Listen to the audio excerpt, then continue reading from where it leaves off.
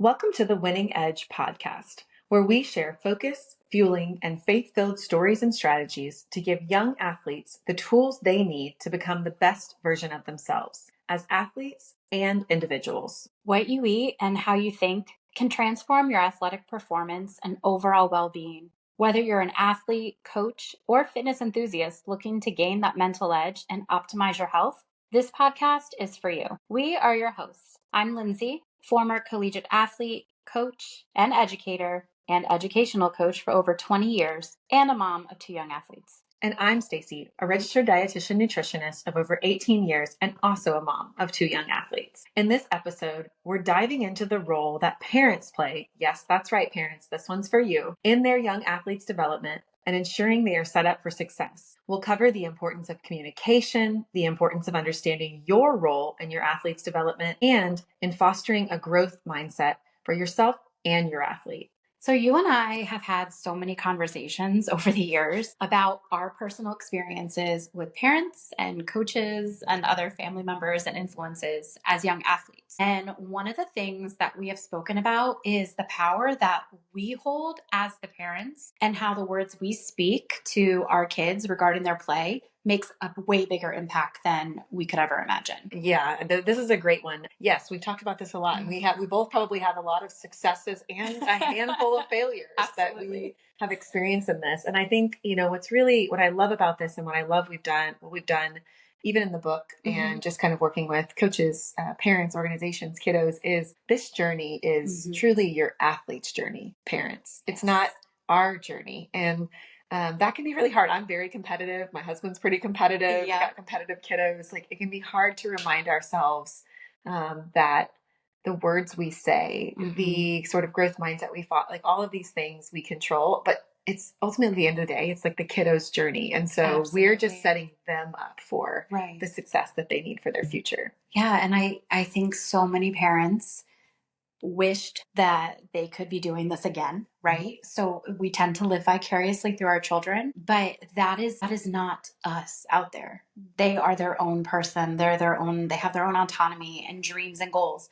And that may not always align with our expectations or what we want for them. And it sure won't always align to our game set, our mindset that we had in games, you know, like when you're like, why aren't you going after the ball? You know, it's just a different person. Well, so I love this topic that we're talking about first, which is communication. So, I mean, what you're telling me, Lindsay, is that our words matter, and what we say to our kiddos, they are not us. And so, I think a lot of times we see our kids and we've got these high expectations because we love them and we believe in them. Right. But I think oftentimes we don't also understand the power of our words in how we're communicating with them. So talk to us about, kind of as a sports parent, what do we need to know about communication?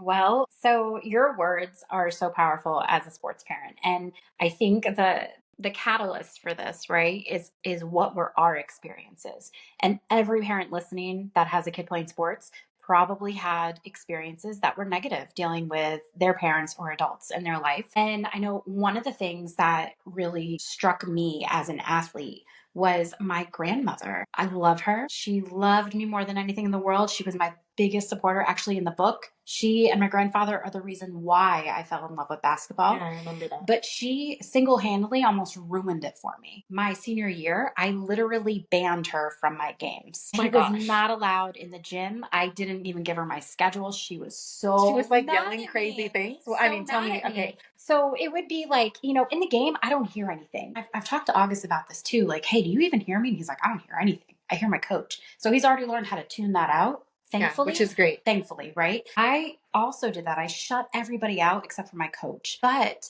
after a game, and it wasn't even, it wasn't intentional by her. And I have forgiven her for this, but the damage it did in the time was very intense. So you were already probably really self-critical, and she loved her so much, and she meant so much to you. Yeah. She probably didn't even understand the power of her words. Absolutely not.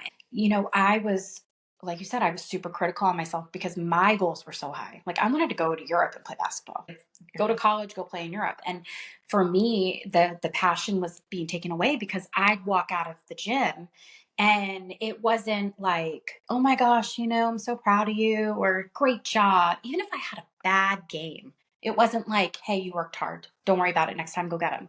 It was automatically, jumping down my throat, you missed that pass, or you didn't get that steal, and that defense, you didn't hustle back. You'd already been like, overanalyzing oh my God, it. Yeah. Like I've already halftime, like fixed my mindset. Like I was continuously working on that because of the support I had from coaches. So like, just be happy, please. Like, please leave me alone. Yeah. Which takes me to, we're going to talk about in this episode as well. So, I think let's talk first about, so then what should parents be doing in communication? Like what we need, but then I want to, this ties us nicely to kind of one of the other things we'll talk about, which is what is our role? But talk first to me, Lindsay, about like, what should then parents be doing? Why is in the words that they say and having really thoughtful communication with their athletes important? So having thoughtful communication with your athlete is super important because that is what's giving them that ability to have confidence and take risks in game. Because all right, so when you leave a game at the end, the same parent you meet when you've had the game of your life needs to be the same parent you meet when you've had the worst experience of your life. You have to be consistent as a parent. Your support is more important than your criticism. You can point things out, but there needs to be a time and a place for that. And so at the end, I'll kind of explain like what I've put in place for myself in dealing with August after baseball games, because he has my mindset. He is super critical, but he also is very driven. So I don't need to be an extra coach for him. I need to be his support system. And, athletes who feel supported by their parents and their coaches, teammates, yeah, but really it's your parents at the end of the day. That's who you're going home with, right? But when they feel supported, they're going to take risks. They're not afraid to fail and make mistakes. It gives them that power and safety net. Yeah. And you said something important too. And I often think about this when we engage, you hear some really great coaches say this, like you really can only control the controllables. I think about that in life too. And there's two big things for me with these young athletes. It's really effort and attitude. I'm not going to get mad if you make an error or make a mistake, as long as you were hustling, as long as you had good body language, as long as you were being coachable, as long as you were being a good teammate. Absolutely. Your effort and your attitude are two things that you do control. You're going to make mistakes. And so it's helping sort of set that support and communication of like, hey, what went really good this game? And I love that you put this in the book. What went well? Okay, what did you think could have gone differently? How did you feel about it? Like truly opening the communication where you're truly there as a support system to help them reframe and shape how they're thinking. You're not there to be the critic. Let them be their own critic. Let them get to the answers to the test. And this ties to your faith too, right? Like we like to talk to God a lot about, but sometimes we just need to shut our mouths and listen. Oh, girl, are you talking about me? Are you talking about I'm talking about all of us, every single one of us, right? Like we have to stop talking and listen. And I think there's power in letting your kid talk. What are their takeaways? Because if we're promoting them to be the athlete that we think they can be and know in our hearts that they can be, then they have to have that ability to self-reflect and to drive the conversation that will lead to what are my goals that I'm setting based off of today? What are my long-term goals? And then what are the short-term goals to get me there? Which we'll talk about that in another podcast. But I think the first thing as parents is we have to really set a safe environment for our kids to experiment with their sport, to experiment with what they want to try that might be new, and build that level of comfortability for them. And when athletes, know that they have that in place, then it's okay to fail, and failing is part of the process. Yeah, I love that. And then you also talk about, so setting a safe environment or one where they feel like they can try. And then you talk a lot about trust, and you don't build trust, which is interesting when you're always criticizing. They start to tune you out, right? Exactly. So, you're going to shut them down. And that happens a lot in athletes. I think the younger they are too, it's the perspective. And a lot of us as parents that were athletes, we have an unrealistic a view of what our kids should be able to do. It's a very unrealistic expectation that's being set. The bar is too high. When they're 9 and you're like, okay, they need like time. Like your kid, they may play select ball, whatever, but there's a really good chance that they're going to quit by the time they get to high school. This may not even be the sport that they're excelling in 10 years. That may not be the position. Realistically, where are we going? Yeah. And it doesn't matter what we believe for them. No. They also have to believe it themselves. Setting that space where they can have a safe environment to take risks, where they have the trust to want to talk to you and communicate to you. which then boosts, and you talk a lot about this, like this learning mindset and increased confidence. So they're more confident. And at the end of the day, it's exactly what you said. It's like, well, we want this thing for them because we know what their skill is. That doesn't matter until they believe. Absolutely. And know what their skill is. And they're not going to believe it if they're getting jumped on at the end of every game about their play, or, they strike out or they miss that goal. Well, sports are games. Life is a game of failure, but sports, it's based on failure. You have to fail to learn from your mistakes. That's where the growth happens, right? That's where the magic is. So we need to make sure that our kids trust us enough to know that, hey, it's fine if I strike out. I missed that ball. It's a game of calculated risk. But so is life. And I love this because it's this concept of like, I remember when I was playing and, I was in high school and playing basketball. It's like you'd go to try to anticipate a pass, knowing that, man, if I miss the timing of this, they're going to burn past me and drive to the goal. You go for swinging at that, first strike because you know that the highest percentage of strikes are coming into that first pitch. And it's like, it's a game just like life is of calculated risk. What are we willing to take? How are we willing to sort of learn through failure? And so I love that.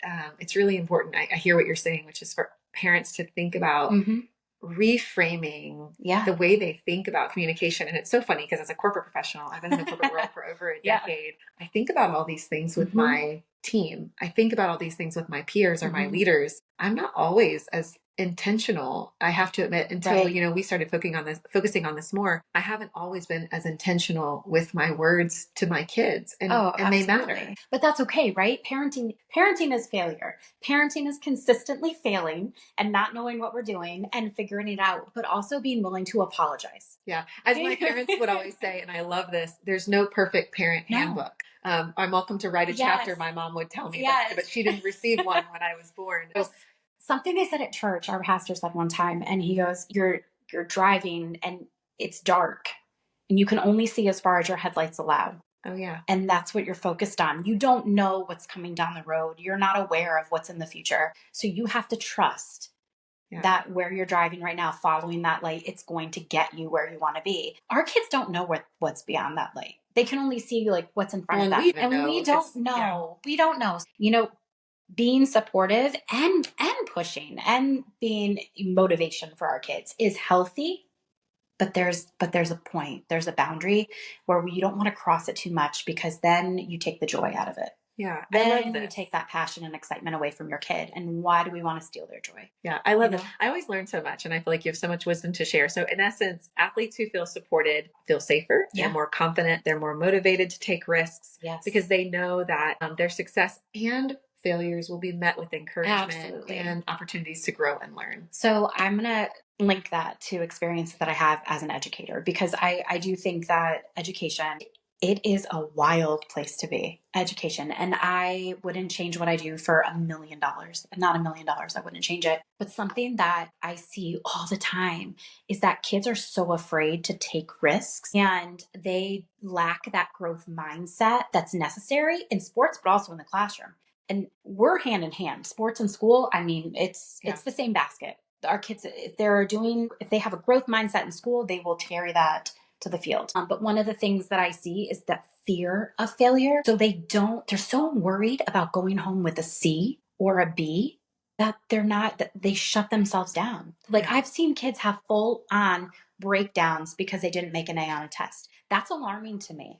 Like, it's okay. You're not going to be perfect all the time. And in sports, they have to have that mindset as well, that I hustled, I didn't get in front of the ball, I didn't, wasn't on defense. They scored on me, but you know what? I'm going to get it next time. It's okay. What can I learn from that? Oh, my footwork needs to change. Okay. If every failure is seen as an opportunity to improve yourself, then you've completely shifted who you are as an athlete. Yeah, like your mind space is better. I love that. And again, going back to what do you think went well? What do you think could have gone differently? What did you learn? Yeah. Which I think is so good for just really fostering this sort of perspective that encourages resilience and adaptability, and really helps our athletes learn from mistakes, but also focus on how much effort did they give? What did they improve in this game? Yes, what could you have done differently? But I think that just kind of reshapes your mind, just like a presentation. Like I public speak all the time for work, and I kid you not, my peers will joke with me when I come off the stage of like, you're so critical on yourself. And it's like, I actually am of the mind frame where I come off and I'm always thinking about, yep, that went well, but what could have gone differently? Absolutely. How do I continue to sharpen? How do I get better? How do I learn? Right. And so I think that's what the mindset you want from our young athletes is like, It it didn't is. go perfectly. It is. What went well and what maybe Right. could you work on for next Right. time? And one of the things that we talk about in the book and that we're going to talk more about in some of our training modules is, what do you do when you have an athlete that can see no good in what they've done? And only, because that's what I'm thinking when you're telling me that, I'm like, you're that athlete. You saw no positive in what you did. You had to like really dig deep to find the good, but you found all the bad, girl. I had a boss who once told me I was the most self-flagellating person he'd ever met. I mean, we have those young athletes. And then you add a parent who they get in the car and they're just like, hey, you know, you did this wrong. You got to work on this. Now you've overloaded them. And that's going to really ruin the athlete's perspective and mindset. But then you do have athletes. You shouldn't even coach your own. So the same way we talked about nutrition, it's so different for two young athletes. So different. You have to learn to communicate differently to different kiddos. And in education, that's all I do.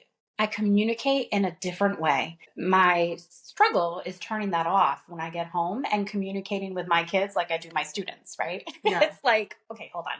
Teacher mode. I got to stay teacher mode because I'm dealing with younger kids. And you're dealing with two very different individuals. And that the way you communicate with your kid, you're never going to have, you know, you have two boys too. They're never the same. No. So how you talk to one is not at all going to be how you talk to another. How you have to discipline one is never going to be the same as you discipline another. Just like the nutrition, it's tailored for each kid and the communication needs to be like that. So one of the things that I recommend for parents to do, and I've done this now with my oldest, is when he finishes a practice or he finishes a game, I give him a hug, say, you did a great job, love you. We get in the car. I don't say a word. I literally say nothing to him. I'm like, what do you want to listen to? We put music on. He tells me what he wants to eat because, you know, that's 60 minutes right after the game. They got to get their food in. So he's starving. So we don't discuss anything. And then once he's had time, because he's processing, he's tearing himself apart or tearing pieces of things apart that he wants. Once he's processed that, he'll say, oh, I'm ready to talk. And I'm like, okay, so what do you think went really well today for you? What do you think went well at practice or the game? And he'll give me we call them glows and grows, which is totally a teacher term. I love it. Some people are going to be like, that is so ridiculous. You can call it gains and grows. You want to make it more like however you want to do it. I'm just make it your own. It's the teacher in me. I'm like, glows and grows. He's like, Mom, but really that's what it is. I'm like, what are 3 things you did really well? Tell me 5 things that you thought went really well, especially on a tournament weekend, because there's a lot. And he'll point that out. And sometimes it's a struggle because he's like you. He wants to point out every negative. And then I'll say, okay, what are 2 things you want to take away from this? It's not what are 2 things you did wrong, because I don't want to use that word with him. Or what are 2 things you messed up? Like, let's not. Or even what didn't go well. Because sometimes we tend to, if you're a lot like me, I tend to hyper focus on those things. And they tend to crowd out the good. Absolutely. So if you just say, what do you want to work on? Then I'm not saying and pointing out the negative. He already knows that. And he'll tell me the 2 things he wants to work on. Then when we get home, like we're probably home by this point, depending on where we're playing at, but he actually has paper and he will write down his goal for practice for that next week or 2. I love it. So he knows that like long-term goals, they stay on his wall or on his paper that he has. But the short-term goals are practice. So, you know, maybe like his pitching wasn't at 60% strikes. Yeah. So he's a lot more accountability to those short-term goals. Yes. So that as he's checking them off, he's ultimately making progress towards his long-term goal. I love that. Yeah. Well, and honestly, so much of, you know, what's funny is we do this as adults. I think about this for work. I write down, what are my goals for the year? I talk about them with my boss. I say what I plan to improve on. And then, you know, every bi-weekly on Fridays, I'm checking in with myself with this accountability as a professional. Right. Why do we treat our kiddos any differently, and teaching them young how to set goals and how to work towards them? Absolutely. And that's one of the things we talk about in the book is like, what is a long-term versus short-term goal? How do you determine what goals to set and what order they should be in to get you to where you want to be? Because they have to be able to do that, right? Well, as a lifelong habit. I mean, this isn't just for sport. This is a lifelong habit of how do you continue to become a better version of yourself tomorrow versus today. And I love parents need to focus on that. And you said something, I want to transition us to our last topic before we get ready to leave. And I think this is probably the most important topic. So we'll stay here a little bit, because you talked about it can be really key to make sure that this is your athlete's journey and that it's really about them and not about us living vicariously through our children. And so talk a little bit about what role then do parents, or should parents or grandparents in your case play in their young athletes' sports journey? I think that parents really need to focus on being the support system, coaches as well, and grandparents, extended family, if that's available. It's not available for all kids. Some kids don't even have parents that are supportive, and they're more likely to quit if they don't have the support, because they're going to fail. They're going to have struggles. They need someone to be in their corner and be like, you've got this. Not just for motivation. Yeah, but you're going to. Yeah, not just for motivation, but like really for enjoyment is what you're saying. Like your kiddos who get more pressure sooner, earlier, more criticism, and from who is supposed to be their support system, they tend to go like, I don't want to do this anymore. I don't like, and I'll share a really kind of personal story for me. I had two very different experiences, and I'll share some baseball stories with my oldest. We played on a team where we love the families. He played on that team from 9 until 12. Maybe wasn't the best experience for him in development as an athlete, because all he ever did was play in the outfield. And then at 12, he had to learn how to catch and play shortstop because he had a really good glove. That aside, it was a learning, but it was really focused on fun and enjoyment. And I think as parents, I'm really grateful that we did that for him, because now he's in high school and he's loving it. I'll tell the opposite story for our younger son, and you know this, but I'll share this for our listeners, is he was on a team with a great group of kiddos that he loved. And we took him away from that team to get him more intense development and to get him like just more competition to move up to a different league. And it became more competitive, and it became less about the fun and less about the friends. And he started hating it. And we took a kid who was a really naturally good baseball player who loved the sport and loved playing with his team. In hindsight, if I could go back, you know, the wisdom that you have, hindsight's 2020, would have done it so differently. And now we're having to really, and these lessons are learned the hard way as parents. We're having to really kind of recoup this. And like this past season, he played back in little league ball because like we realize he needs the joy of the sport to come back again. Once you lose that, you know, it's over. And that happens inevitably, right? I mean, unless you're a professional athlete and, you know, and even sometimes then it's a job. But then it's a job and they do lose it, but there's a big old paycheck right there, you know? So there's something to hold on to. But a lot of times our kids quit by the time they're in high school. Most athletes that play youth sports and the potential's there, and it's like, oh my gosh, this kid's going to be the best on, you know, the football team, blah, blah, blah. Well, he's going to quit. Just heads up. He's probably going to quit by he hates it already. Because he hates it. You've taken all the joy. There's no joy. There has to be passion. And for me, my passion was so intense that it didn't, the words of my grandmother didn't ruin it for me, but my mom also protected that for me. My mom and dad protected that. Yeah. So it sounds like kind of the role of parents that you were talking about earlier is support and encouragement, which your parents did for you really well. Modeling. I want to talk about these because you have modeling positive behavior, maintaining perspective, which I think we should talk about, balancing the kiddos' involvement, allowing autonomy, and then constructive communication. So let's talk modeling positive behavior, because I think this is a big one. This to me is one that is really seen like in sportsmanship with kiddos. Absolutely. It's seen in how they treat their teammates. It's seen in how they treat their coaches. And you see it when a kiddo comes and says something negative about his teammates. It's one of those things where it's like, okay, well, what was modeled away from the team that is then their sort of perception. Oh my gosh, for sure. And a lot of times, you know, parents will talk about a coach or a player. And your kid is hearing that. Kids are sponges and they absorb everything. The kids don't learn how to be disrespectful to teammates or coaches. It's literally mirrored for them, and they're a product of that. So I think, you know, you see it all the time. You have parents that get upset at coaches, but what are you really upset about? They're 11 years old. They're 9 years old. Is it really something that you need to be upset about? Because at the end of the day, it doesn't matter. No college coaches are looking at their winning record right now. At 11 years Nobody old. cares how many plastic rings they have at 13 years old. Well, but this goes back to, Lindsay, like part of why we started this, which is like, what are you really teaching them when you're getting so wrapped up in this competitive kids sport that you're modeling being disrespectful to the adults and authorities in their life, that you're modeling judging their teammates. Oh that my you're gosh. modeling judging their I can't teammates' stand parents. that. I think it's, again, like the role of parents is not just support and encouragement, but it's modeling positive behaviors.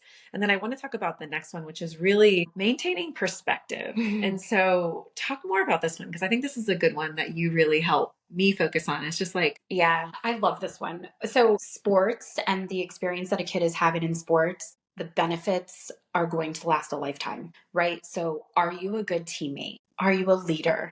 How do you treat the opposing team when you beat them in a really close game and they're upset? What is your reaction to or that? when you're blowing them out by 20 points. And it's like, oh my gosh, do you have any empathy for others beside yourself? Because athletes that are selfish and intrinsically motivated only are not going to go far in life. Yeah. Off the field, on the field, it doesn't matter. It's a big.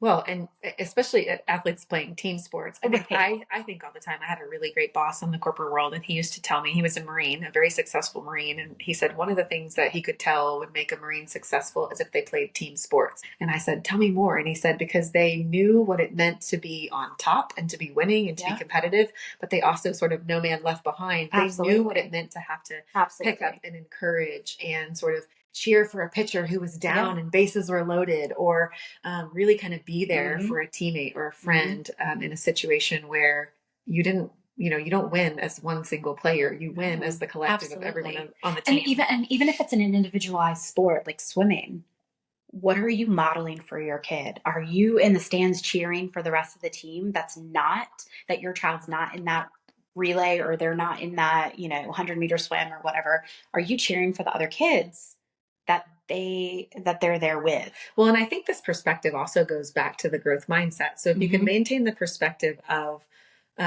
really just understanding that it's not about any one heat. So it's not about any one at bat. It's not about any one play in football.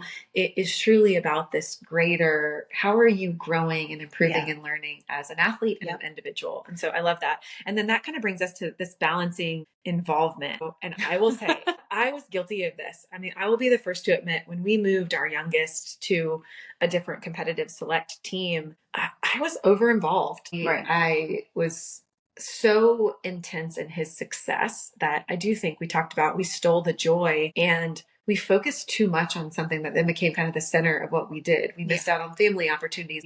And in hindsight, if I could go back, I would do things so differently. And so I love this, like making sure that you're balancing involvement in all the things that they're doing and it not just be about sports. Oh, absolutely. And being well-rounded, letting your kids, but modeling that as well. Like, when you're at the games and, there's a mistake made, are you on the sideline showing that in your emotions and your reaction and your facial expressions and words? Is your kid seeing that? Is it really worth it? Well, and it's like we expect them as 10, 11, 12-year-olds to have this emotional intelligence, to hold it together when a teammate makes an error. And we can't even do those things on the sidelines as parents. And so it's like, I think this is a really good one. I love this next one, and I want to touch on it because I think it gets increasingly important as athletes get to middle school and high school, which is allowing kiddos to have autonomy and make their own choices. So like, for sure, one of the things I have loved, because I do think it fosters this great sense of like independence, and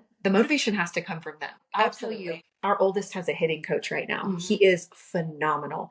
When I first messaged him about, hey, setting up our oldest with him for hitting lessons, he responded back to me and said, I don't talk to parents. I only talk to the athlete. And I was like, oh, I love this. And so what I love about the most, Lindsay, is like it leaves the real passion for wanting to get the lesson in, for getting feedback, for getting reps, for scheduling and managing his schedule to my 15-year-old. And I think that these things cannot be done too early. No, they need to start now. The younger, the better. There was a point, and I'm not going to say who or anything like that with teams, but there was a point when August was playing on a baseball team, select team, and things were not going the way that he was expecting them to go when it came to playing time, and how certain kids were not being pulled with mistakes, but he was pulled with mistakes. And I said, you need to talk to your coach. And he was 10. If you're never too early to take on those conversations in healthy ways. And I think what I love about this, like allowing autonomy, is again, with this growth mindset, then you foster a true attitude of going to his coach and saying,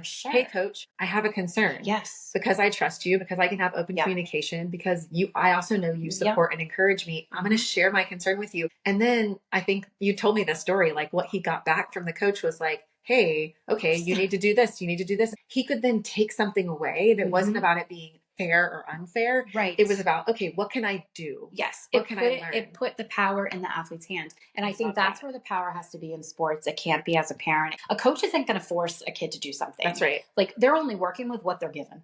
And that's what the athlete chooses to get the coach, right? Like you could be the best player ever, but if you don't have that work ethic and drive and intrinsic motivation and body language, we're going to have a whole one on body language. We had to have a conversation about this. And respond to criticism, right? Like being open to that. But it has to be the athlete's decision to pursue this passion. That's right. And that's it. It can't be us as a parent either. Like it's out of our hands. If our kid doesn't want to put in that work, then there's nothing really that we can do. We're not going to force it, because the longer you force it, they're still going to walk away from it. Yeah, they're just going to be miserable. And it's not. And you really think about this. Like I think about youth sports, and I know this will be our last point, and we'll get ready to wrap up. But I think that what's interesting is, like you said it. So when they have this autonomy and they have this sort of supportive, open environment, they're more likely to have, for parents and for coaches and for athletes, really constructive communication that's like, hey, I want to keep doing this, or hey, this isn't for me, or just have this ability to also share how they're feeling and be supported by us. Of course. And it's just like in a classroom when a parent and a teacher have the communication with the child, and it's the triangle effect. Yes. Oh my gosh. You have all three working for the same goal and understanding the needs of the student and understanding what the teacher or the coach is wanting. And then the parent is the support, not the coach, not the teacher. Yeah. It's the support of the child. So you're saying we shouldn't be yelling from the sidelines, Lindsay? I'm just saying, well, we are not the coach. Sometimes the kids can't hear you anyways. They don't care what you're saying. They shut you Thank out. Goodness, right? Thankfully. Thank goodness. But yeah, there needs to be that group of three really working together there. And the coach is going to work with what your athlete brings. So I love this. Well, and we covered a lot today. I feel like really great things on communication, the role that we should play as parents, and maybe the ones that we shouldn't, and then fostering this growth mindset. And we'll dig more into some of these. We'll get coaches and actual athletes to talk more about these. So I think this was a really good set the stage for all of the great information that's in the book and in the workshops and in the workbook. And so thank you guys for joining us. This was awesome.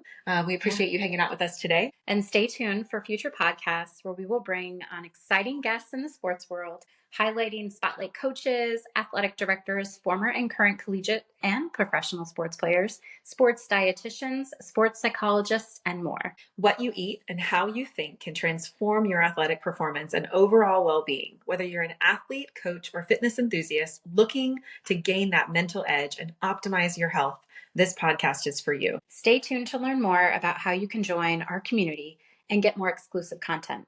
Don't forget to follow us on all of our social media channels, including TikTok, Instagram, Facebook, and X @Span Athletics. Until next time, stay faithful, stay fueled, and remain focused on your goals.